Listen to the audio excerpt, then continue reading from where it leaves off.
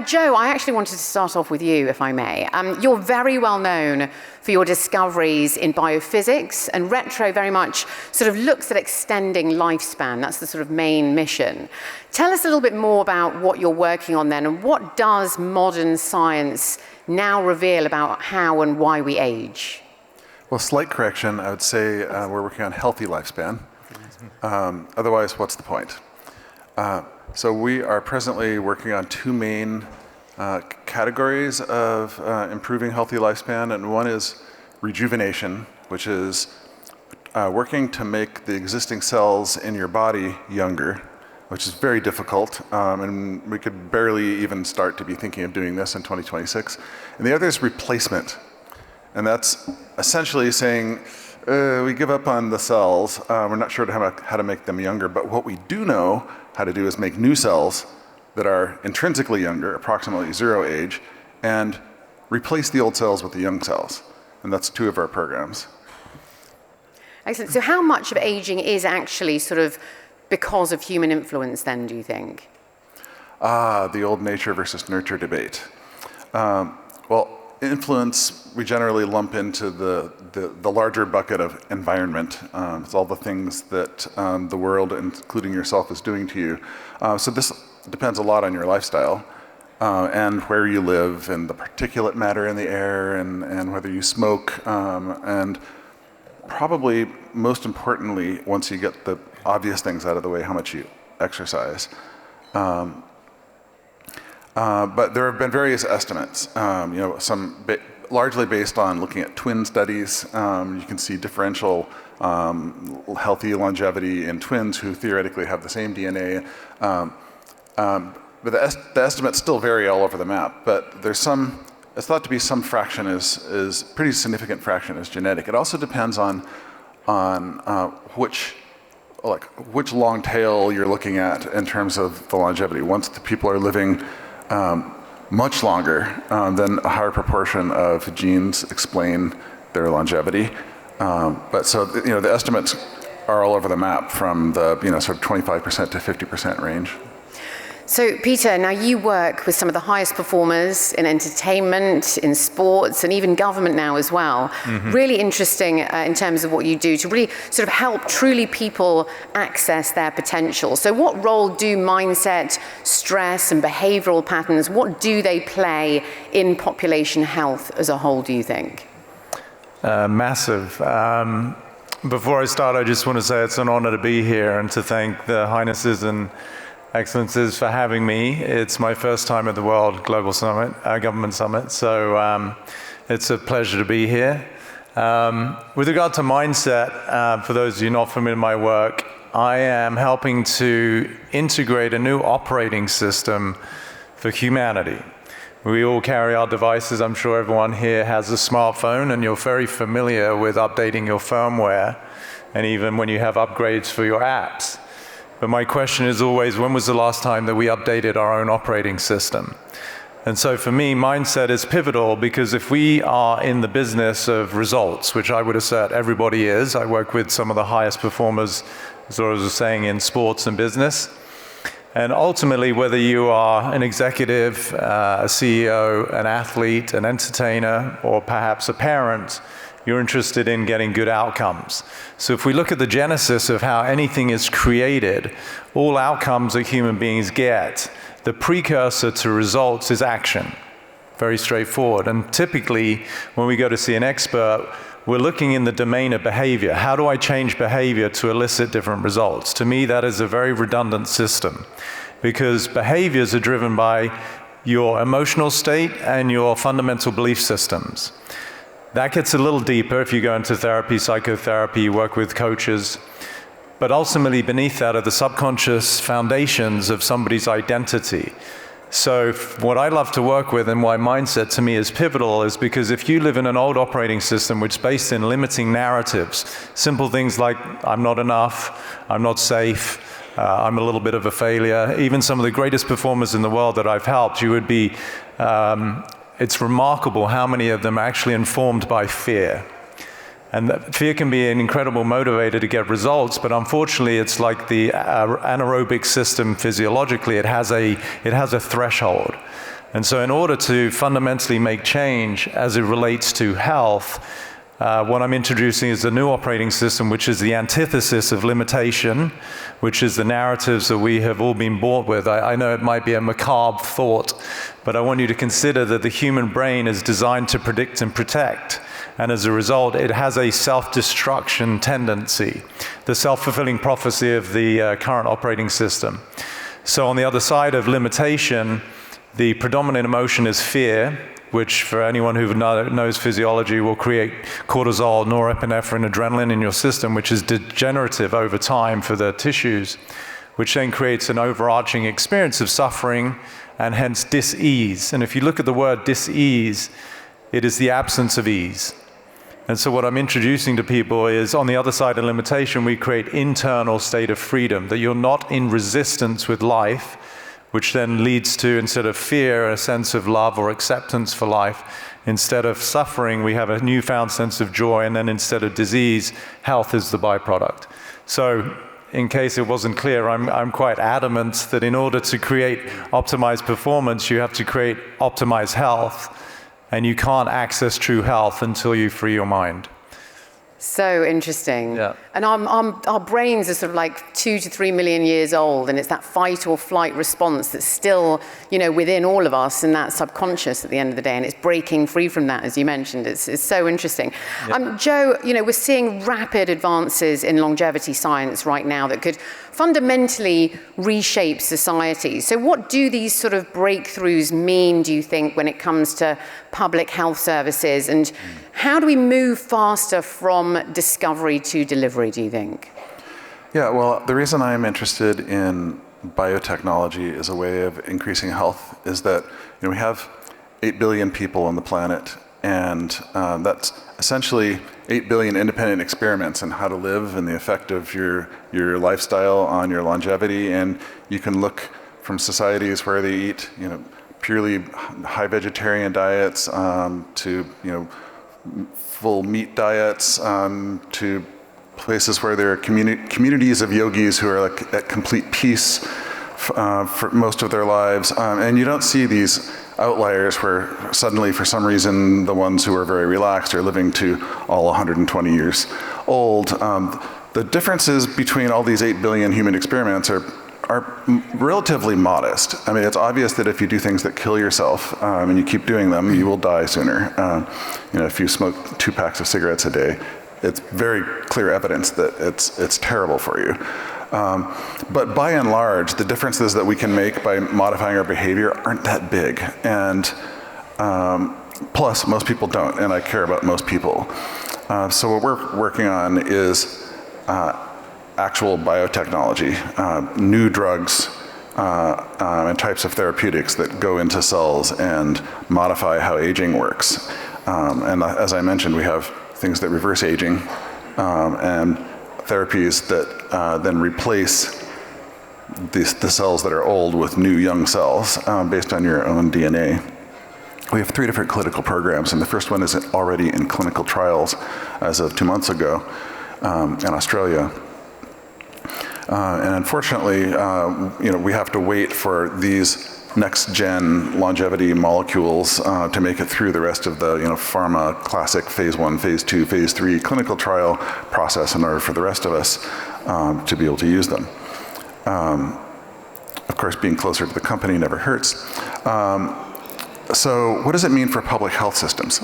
Largely public health systems, I'd say, suffer from the ratio over your life course of the sick time to the healthy time. Because if you're healthy for a long period of time, you're productive and you can be a member of society who contributes to the whole society. But if you're sick, then other people have to care for you. So if we have a life course where the healthy lifespan is overshadowed by a long period of unhealthy lifespan, then I think it's terrible for public health systems. And the math just starts to not work out. Fortunately, if you look to the animal studies involved in aging biology, which is where all of the therapeutics in my company come from, generally what you see is the ones that increase the lifespan of animals also increase that ratio of healthy time to sick time. So in general, at least the biotechnology wave, and then there are other waves happening in parallel of this highly commercial sort of quote-unquote longevity industry where it's saying, come to our clinic and the stuff that we have right now, which isn't much, we will do as much as we can for you. I think that can tweak the health a little bit. But I think in general for the actual biotech interventions that will make the difference in billions of people's lives, the effect on public health systems is going to be very positive.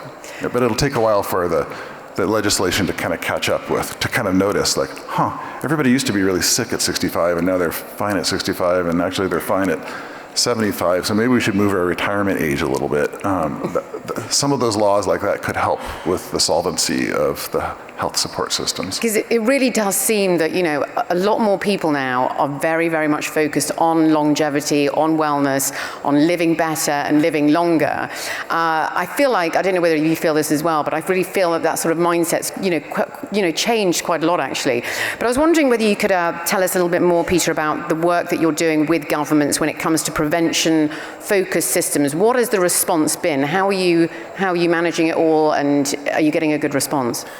Yeah, I think people are blown away by the fact that, as I was saying in the previous question, the current system we have doesn't work, right? So even if you look at healthcare, particularly in the West, like I live in the States, I know systems vary with different governments, but healthcare is a misnomer, right? It's not healthcare, it's sick care and it's disease management. And that's no slight on it. I know doctors and nurses, friends of mine, beautiful human beings who are truly moved to make a difference and they want to help people. But the system itself is designed not actually to create health, but to manage sickness. It's a very reactive system, right? So if you look at the genesis of what it is to be a doctor, they study anatomy, the form, that's helpful. You study physiology, which is the function. And then typically the third stage is you study pathology, which is when either of those go wrong. And then you have, perhaps intervention with typically pharmacology. And so with one of my athletes, again, I don't think baseball's very big here, but I'm working with the Yankees, it's a big organization. And I said to one of my clients, if I took you to know a coach, would you be interested in terms of enhancing performance? He's like, of course. What does the coach specialize in? I said, he specializes in striking out, missing the ball. He's like, well, why the hell would I want to go and see that guy? I said, well, then exactly, why do you go and see a doctor for health? He specializes in problems. So what we have to do is we have to update what it is to mean to be healthy.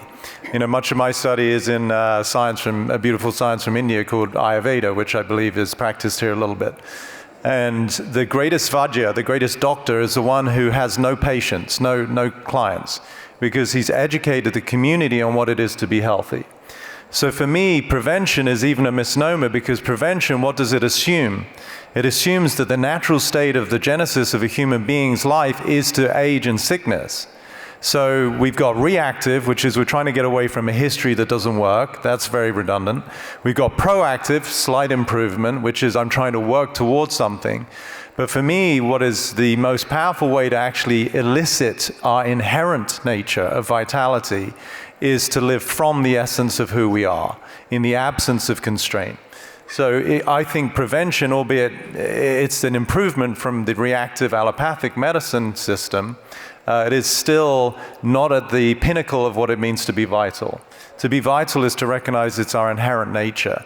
And so I love this quote by Rumi. He says, "Seek not for love, but seek merely for the barriers you have built against it." So now place that with anything. Seek not for vitality or health, seek merely for the barriers that you have built against it. So that's why in my business I don't solve problems, I dissolve them. Remove what's in the way of the inherent beauty and vitality of what it is to be the being you are. Very nicely said. There is still the reality that we're not going to live forever, though. Yes, I'm not disagreeing that, but I think longevity is actually the most seductive word for the ego. It's a future-based, I'm the anomaly at all these huge biohacking longevity events. I stand on a stage, I say, you can't access true health until you free your mind, and I promise none of you want longevity. Longevity is seductive. It's a future-based phenomenon that is really reinforcing what? You're not fully alive now. Because what's better than longevity? The eternal now. So what I assert people want is not to live longer, but rather to get away from the suffering that is their inherent operating system that means they can't be fully present. You look at a child is not interested in longevity because they're fully available where they are. Human beings have learned to accumulate the feelings of inadequacy, insecurity, and scarcity, which creates suffering from which you want to escape. Hence, you think that you want to live forever. The eternal one-day phenomenon of when everything's going to be perfect. You've got the perfect body, the perfect partner, all the money in the world. Where does that exist? In the future, which means that right now you're not happy. You don't want longevity, you want to be here, fully here. So we've only... Very nicely said, very nicely said. We've only got a minute left, and I want to get your key takeaway from both of you. What is the key message? What is the call to action that you both have for governments today? For governments, I'd say, let your people know that it's not a problem that they're not doing enough. Let them know that we're all supporting a society, the development necessary for a society where we can have the medicines that we all need. It's not now a time when someone gets an infection and everyone is like, oh, too bad, he's gonna die, and then he dies. We give them a 29-cent antibiotic that's the one that works for that disease, and they keep living. And that's part of I would say the responsibility of a modern health system, is that we're taking care of the population, and we're understanding how this beautiful system that we're given, it also breaks down, and we need to become better and better as a society at understanding how it breaks down and how to fix it. But it's not the responsibility of each person to try to understand. It's not like shame on you. You don't understand how your Mercedes is dying right now. Take it to the clinic. They know how to fix it there. You should live your wonderful life. So I think it's important for governments to contribute to the process of creating the next generation of preventative health care. Thank you so much. Peter, very quickly, because we have run out. Yeah, well, first of all, thank you all for being here again and having me. It's a true honor. I think, I make an analogy between the mind and the body. I'm assuming many of you here are parents, and I say that the mind informs the body just as a parent informs a child. A child will very subtly pick up on the energy of the parent. If the parent is stressed, if the parent is aggressive, then the child's vitality is informed. So likewise, the state of mind will inform the body. So I would say in terms of the government's role is really to be the ambassador for inspiration and possibility. I'm reminded of a quote by Buckminster Fuller. He said, "You never change something by fighting the existing reality. You change something by building a new model that makes the old model obsolete." And that's what I'm creating, is a new model. Because until such time we recognize what we're doing now is not bad, it's not a moralistic conversation, it just doesn't work. We need to create a new model that is really based in these fundamentals of true inner freedom, that the nature of a human being is vitality, and so that we don't fight the current model that generally just creates dis-ease. So the government gets to be the overarching container that is of inspiration for people to understand what is possible versus what is likely that we have to fight. Well, sadly, we have run out of time, but we cannot thank you enough for being with us here today. What an incredible session to open our track. Thank you. Thank you so much.